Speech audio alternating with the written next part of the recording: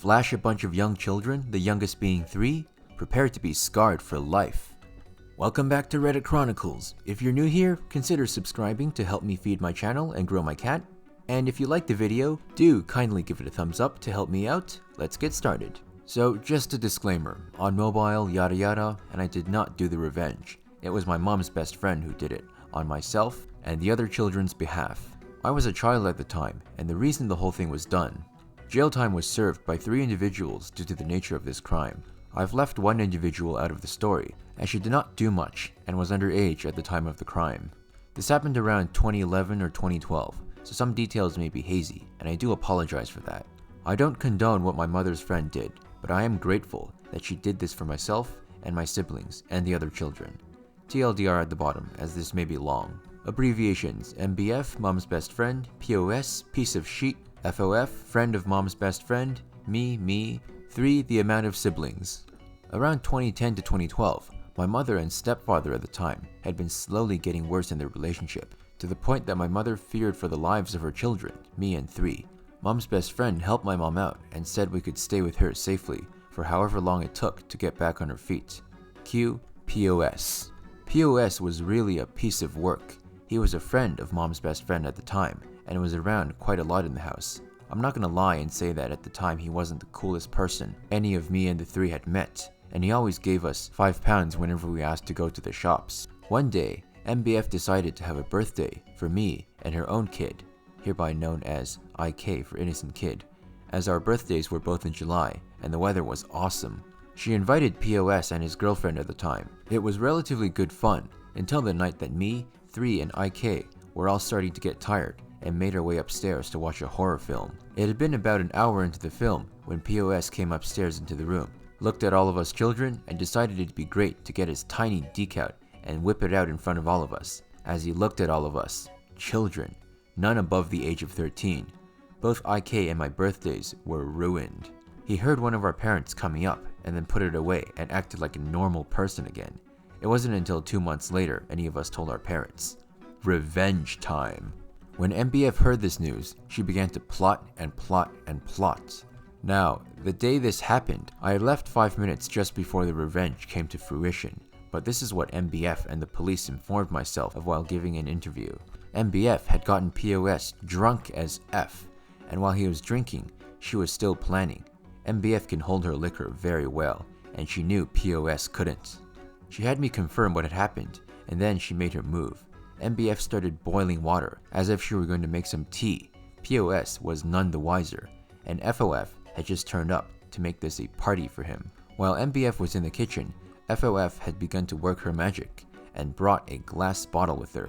MBF made sure to get FOF involved first.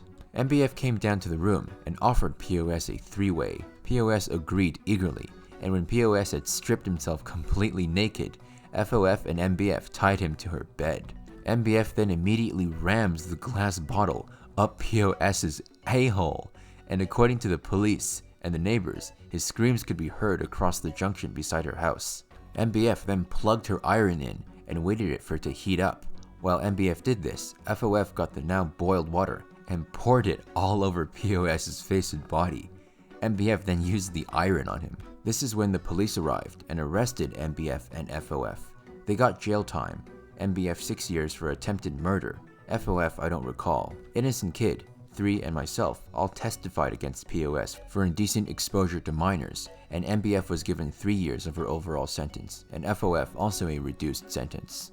POS now has scars for life across one side of his face and all over his left side from the iron and boiling water poured on him, as well as PTSD for what happened. POS never did face a prison sentence for flashing us children, which is why I am grateful for MBF for her own justice being brought upon him. TLDR, friend of a friend indecently exposed himself in front of a bunch of minors. Mom's friend burns him alive with an iron and boiling water. Please let me know if any mistakes were made or doesn't make sense, but it just feels nice to finally be allowed to talk about this after so long, and I'd say the revenge was pretty life-destroying. Edit, forgot to add, POS did attempt to kill himself because of the trial and his injuries, along with his girlfriend breaking up with him, and failed. He was put in a psychiatric ward for 3 months and was subsequently been told that he's no longer allowed in our town. You know, I gotta say, it might have been better for everyone if he did kill himself, even himself. So what do you guys think? Do you think mom's best friend and her friend went too far, or just right, or not far enough? Share your thoughts in the comment section. Never underestimate a child's ability for revenge. Crosspost, thought it may go well here. AITA, when I was much younger, I was molested by a few different people on different occasions. One almost broke my spirit, but I got my revenge in the end.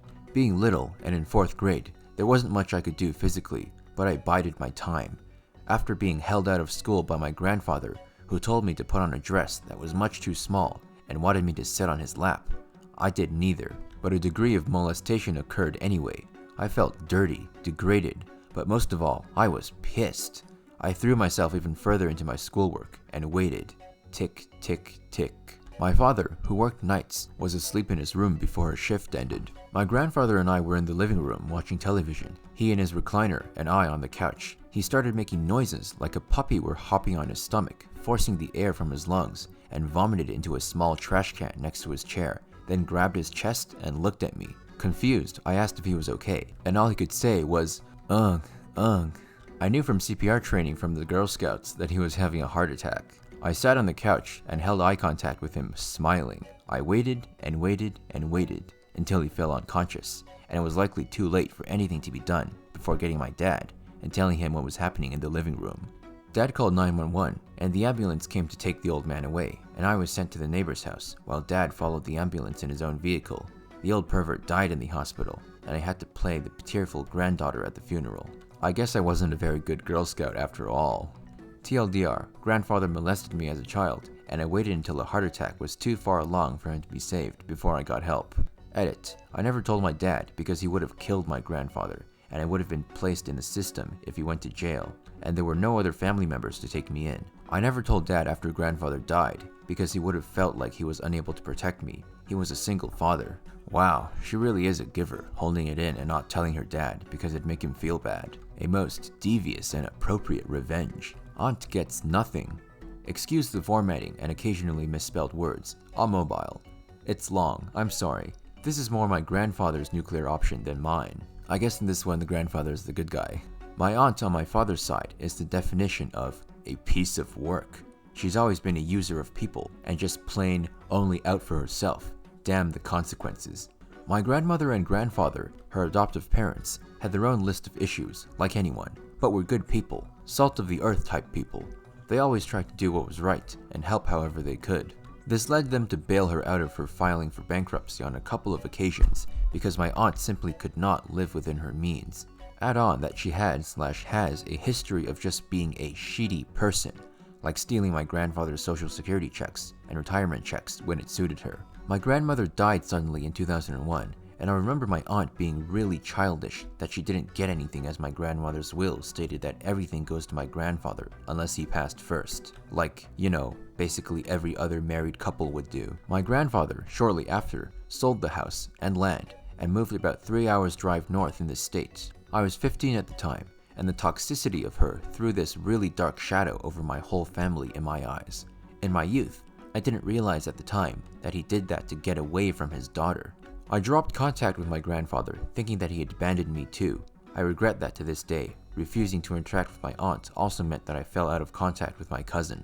Anyhow, a few years later, my grandfather reached out to myself and my cousin, asking us to come visit. We did, and it was a great time. Reconnecting. Aunt never knew about that. Putting water under the bridge, so to speak. The years go by, and I still couldn't get over myself, and once again, fell out of contact a few times. About 6 years ago, my cousin calls me, saying that my grandfather is living with him now, and that he has dementia, that he probably doesn't have long. I was out of state at the time, so I booked the very next flight I could, and raced to see him. My grandfather was able to recognize me, and called me by my nickname he always used for me. That was the last time I ever saw him alive. He died early in the morning a couple days ago, and my cousin and I had to go to the funeral home to set up the burial. Turns out that my grandfather had set everything up already, and had paid for it in full a few years prior. All we had to do was sign some papers. Because we weren't his most immediate family, they needed my aunt to sign off as well.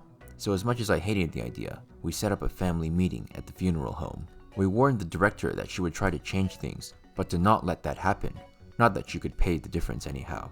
True to form, during the meeting, she changed everything, from the type of casket, to the service, to even wanting members of the military there for a 21-gun salute. Grandfather was a Navy man from 45 to 65 and never saw active combat. Grandfather was a simple guy and had chosen the cheapest of everything. The director took it all in stride and said that the difference was something like $16,000 and looked directly at her and said, "We take cashier's checks." The look on her face was priceless to me. After the service, about a week later, my cousin found my grandfather's will. So, another family meeting, this time with grandfather's longtime lawyer friend. Grandfather left his house and land to be sold and proceeds to be donated to charities after any debts owed from the estate are paid off. A little over $55,000 got donated across several charities in his name. He also left nearly all of his other belongings to my cousin to split with me as we saw fit, and left her $10 to be paid on the event of his death. Later, it was explained to me that he left her $10 so that she wouldn't have the recourse to challenge the will. If you don't name a living immediate family member, they can challenge the will through some legal process. We found out as well that he also sold the graveyard plot that was reserved for her next to my dad and my grandparents. I saw her about a month ago, looking like she may be hopeless and obviously on drugs of some sort. I felt nothing but contempt and maybe a little schadenfreude. If anyone is curious, schadenfreude means feeling pleasure derived from somebody else's misfortune. My first gilding. Thanks for the gold, kind stranger. It's been pointed out that I perhaps didn't make it clear enough that when she tried to make changes for the funeral, she didn't have the money to pay to do so. So no changes were made, and she failed at trying to control yet another situation. So someone who uses people and only cares about themselves gets nothing. Yup, that sounds about right. If you want more where that came from, simply click on one of these boxes right here. And if you liked the video, I assume you did since you're still here, remember to let me know by giving it a thumbs up. And of course, if you haven't already, click my channel icon right here to subscribe and be one of the first viewers for every video I upload. I'll see you in the next episode of Reddit Chronicles.